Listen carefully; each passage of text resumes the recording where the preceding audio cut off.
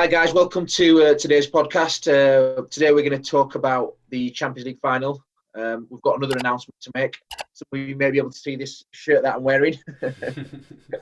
Is that on you, top? Unfortunately, Chris is somewhere in Royal Mail land. I did send it yesterday. He's not got it. Sent it in second class.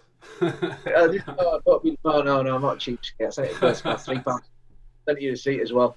So that's on its way. So this is something new. We've got we've sponsored a five-a-side team as well, team in League. So we'll see how that goes. But today's podcast, we're going to talk about the final, Bayern against PSG. Obviously, it's PSG's first one after all the millions, probably is it billion? Probably spent $1 billion out there to get to this point. About that, yeah. And it's only taken like a deadly pandemic to get them there, but they're there. I don't think the sheikhs, whatever it is from the Middle East, really give a shit. So they're final. So how do you see? How do you see final tonight? How do you reckon looking at final? it's the final that everyone wanted. Like with the teams that were in, of course. Like I don't think anyone wanted to see Leipzig and was it Lyon? Yeah, Lyon. Yeah. Neymar versus Lewandowski.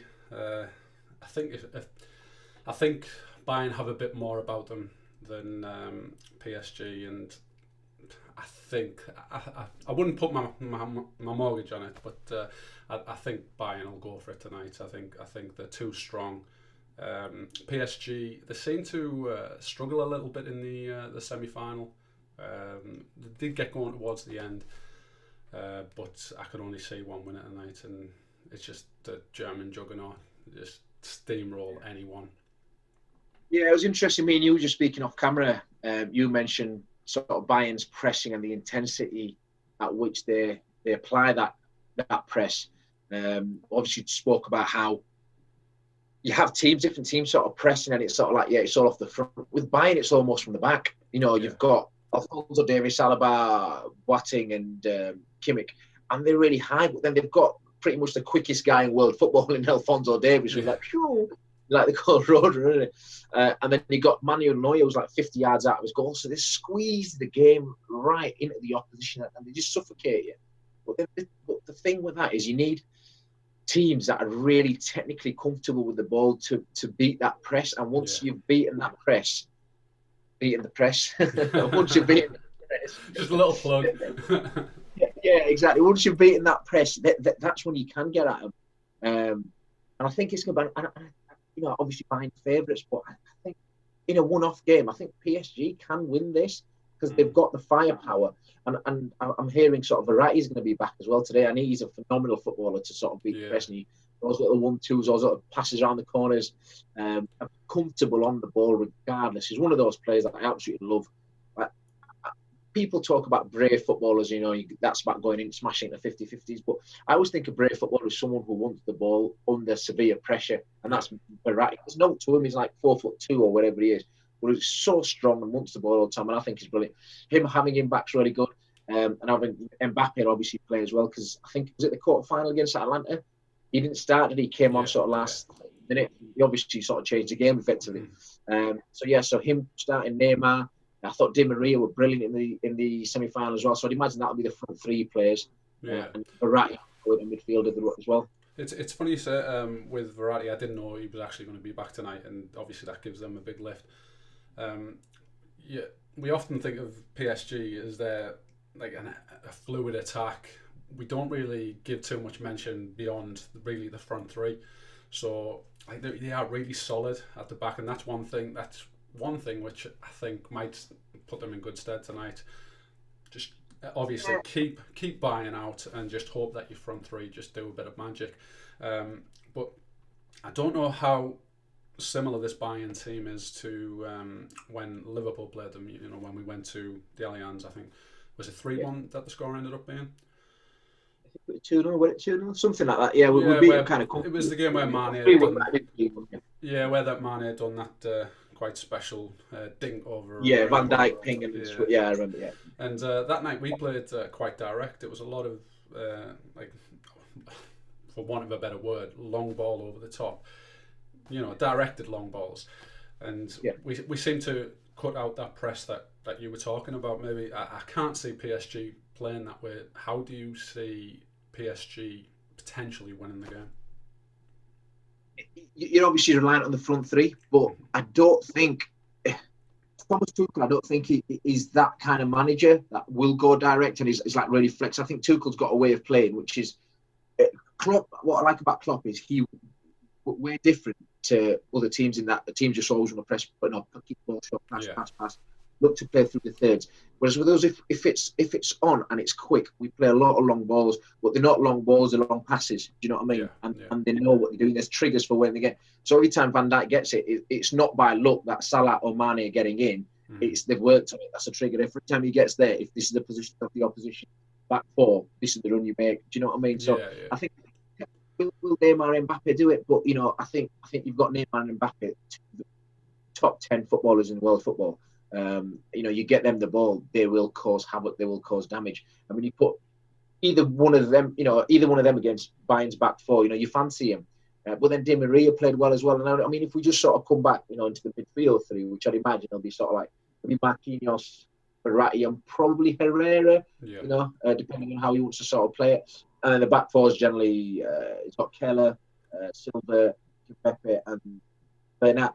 And then I've heard Navas is back today as well, the first choice keeper. So it gives them that more solidity. I mean, Thiago Silva's experience is, got good pace out in wide areas.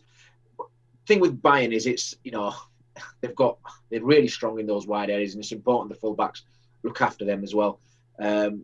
I'm really looking forward to it. I mean, obviously we could do with the fans and the crowds, but I've got crowd noise on, so I don't really notice it. It hasn't made much of a difference to me. I don't feel like it's. I think the players. It's credit to the players how good a job that they've done, basically keeping it professional. And there's been games where I've just watched it and I haven't noticed any kind of difference. I don't know how you. Yeah, I think it's a very good point. I mean, you're getting once if you don't notice the crowd, it means that they're doing well. The game's going well, the intensity right. And I thought the Europa League final was really good because you watched towards the end Sevilla just like I thought they managed the last 10-15 minutes game brilliant. It was horrible. If you're the other side, you hate it. But as a Sevilla fan, they were brilliant. Went down, slowed the game down, took the ball in the opposition half, going down, knocks up. Do you know what I mean? Just really made it a scrappy. Didn't allow him to get any rhythm in the game. Whilst all that was going on, Sevilla's bench was up and they were proper cheering. Do you know what I mean? And I was like, when you say players don't care, I was like, you could see it in their faces. Masks were down, giving it that. Do you know what I mean? I was like, okay, yeah, it's exactly right. Because I remember when like COVID first hit and they were talking about closing the stadiums, and then obviously it came about. People were saying that the players won't be able to feed off the crowd. It won't be the same. Winning the league, Liverpool winning the league, it won't be the same. Now you just look at those Sevilla players. As soon as that whistle went last night and they won that game, it doesn't even matter. It just goes back to being when you're playing in the park like a little kid. You want to win. Yeah. If I'm going to play five-a-side tonight, I want to win. And if we scrape a win, I'm going on. I'm like, yes. It's that competitive edge. And like I say, the Sevilla celebrations last night just show you exactly what it means to all the players. It doesn't matter who is there. No, absolutely can't disagree anymore. So what we'll do is we'll just go on to the sort of predictions. How do you see it tonight? What's if you were to you have to put your mortgage on it? Don't worry, I'm not going to ask you. I know you've got some renovation back home, so don't have to put your house on it. Do you know what? Which way do you see it? You know what? As we've just been talking about it there, I've actually flipped. Because the way you've just been describing, like, the Verrattis, the Marquinhos, Thiago Silvas,